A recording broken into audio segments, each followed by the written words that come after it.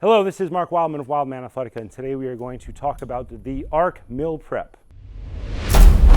Our mill prep is combining two of our fundamental weight swinging movements together, our inside circle and our shield cast done in that series. It is not a mill. A mill is an inside circle to a near side shield cast. We are using just the base original version of a shield cast. Let's demonstrate this with the club first. For this demonstration, we're using the Knight FX custom 30-pound club. Our fundamental movement, feet shoulder width apart, pointed straight ahead. Our inside circle that we should be working on with heavier and heavier and heavier weights for many years because it's a foundational athletic movement. And our shield cast, hand goes past opposite ear without deviating your head. If your head is deviating, you need to practice standing up more and more and more. When we combine these two exercises together, the inside circle to the shield cast, we get the mill prep. Inside circle, pause. Shield cast, pause. Inside circle, pause. Shield cast, pause. This prepares us to move into mills later on. This movement is used in every martial art, in all of human history, everywhere on the planet. This is the movement of blocking with a sword and counterattacking. It is also the movement of a hammer fist or a knife hand in martial arts everywhere on the planet. And now we are going to adapt this to the arc. Our arc is somewhere between a mace and a club. It's an extremely, extremely long club handle. The arc is awesome because we can start light and adjust weight by changing out the plates to get better at these movements over time. The arc requires more rotation than the club. It requires more rotation than the mace. We are not going to move our hands when we have the arc set up. Bottom hand at the bottom of the arc.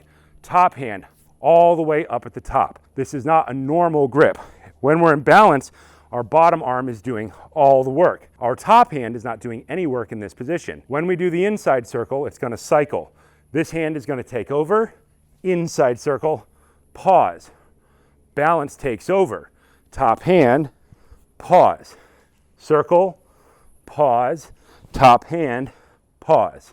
Circle, pause.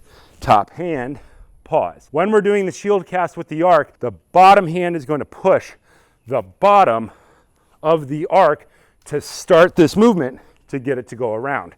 Just like you would with a glaive or an axe or something like that if you were actually using it for violence training.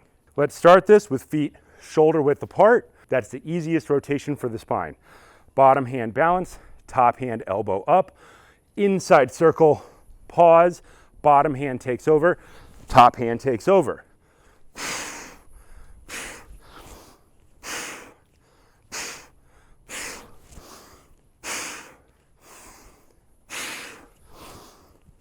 You'll notice when I'm doing this catch, I'm catching the arc at a 45-degree angle instead of straight up and down when I start to put these movements together.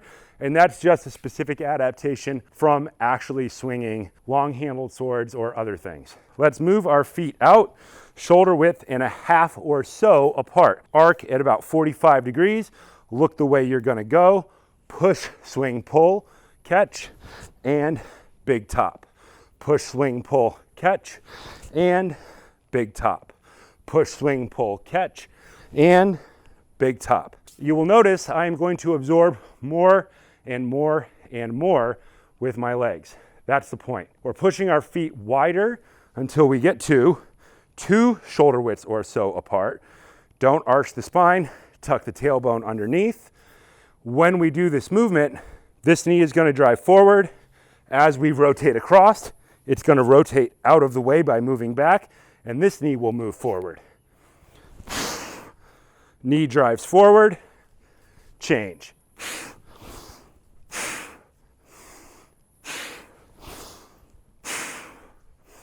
Over time, you can make this catch more and more dramatic, and that's fine.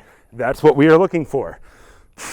Building this leg power, transferring into the arm power, has been a staple of martial arts training for as long as humans have been around. Point your feet generally straight ahead right now. When we start transitioning these into other martial stances, we will move our feet. But for now, let's keep our feet pointed as straight ahead as possible so we can focus on the movement of the knee and the hip, and turning these moves all the way over every rep, every time. More dramatic, more dramatic, more dramatic. Let's demonstrate this quickly with the other side, because most people learn by seeing things on both sides. Feet 2 shoulder widths or so apart. Tuck your tailbone underneath. Your belly should be flat. You should be breathing behind the shield. Arc at a 45-degree angle. Rotate. Start the movement from the back leg. Push, swing, pull, catch. Rotate, go around. Push, swing, pull, catch. Rotate, go around. Push, swing, pull, catch. Rotate, go around. Push, swing, pull, catch. Rotate, go around. This top hand elbow, we would like stylistically for it to eventually be high, but it doesn't really have to be high. The reason we're lifting that elbow up is so that it will be in line to push with that top hand inside circle better and better and better. What we don't want is that top hand elbow down.